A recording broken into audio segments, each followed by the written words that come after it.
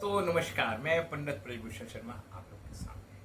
दोस्तों, वट वृक्ष, सावित्री वट वृक्ष का मावस को जो बनाया जाता है वो कौन सा दिन है, वो मैं आपको बताना चाहता हूँ। उससे पहले मैं आपको समझाना और बताना चाहता हूँ कि हमारी हिंदू संस्कृति के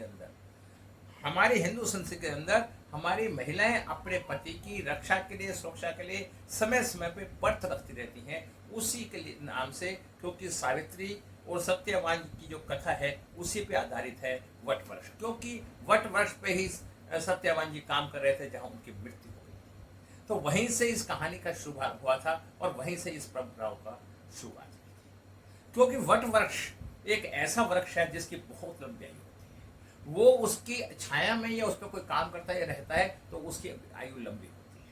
यदि आपके घर में, परिवार में किसी भी तरह की कोई समस्या उत्पन्न होती है तो आप वट वृक्ष की जड़ को लेके पीले कपड़े में बांध के अपने घर में रख लें, आपको कोई समस्या उत्पन्न नहीं होगी। अब मैं आपको बताना चाहता हूं ये कब है। 26 मई सोमवार का दिन 12:11 से इसकी शुरुआत होगी और 27 तारीख सुबह 8:10 पे इसका समापन होगा।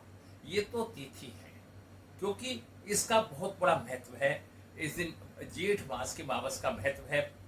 इसमें हमारे संसार में या जो इनको मानते हैं वो इस दिन पानी, मतलब बहुत दान पुण्य करते हैं, जिससे कि लोग के भले के कल्याण में रहते हैं। जेठ मावस होती है तो गर्म तपता हुआ समय होता है, तो उन सब विधानों को देखते हुए इसका चलन शुरू। अब मैं बताना चाहता हूं कि जब सत्यवान जी की मृत्यु हो गई थी तो सावित्री जी ने इसी व्रत का पालन किया और यमराज के चुंगल से उन्हें छुड़ाया।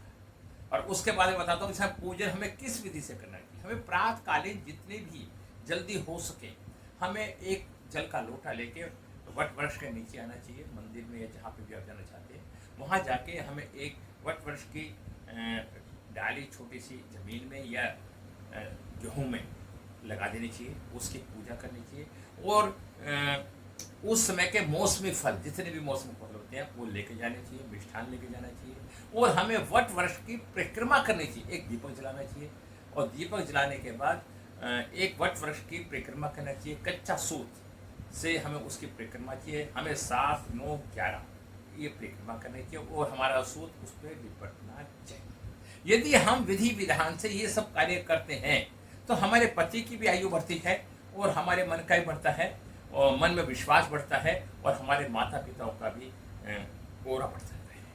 तो मैं आपको बताना चाहता हूँ कि हमारे हिंदू परंपराओं के अंदर हर चीज के पीछे मानव का कल्याण है। आप उसका अध्ययन गंभीरता से करें तो आपको एक एक बात की जानकारी मिलेगी। इन्हीं शब्दों को साथ में विराम लगाना चाहता हूँ। पंडित ब्रजभूषण शर्मा, नमस्कार।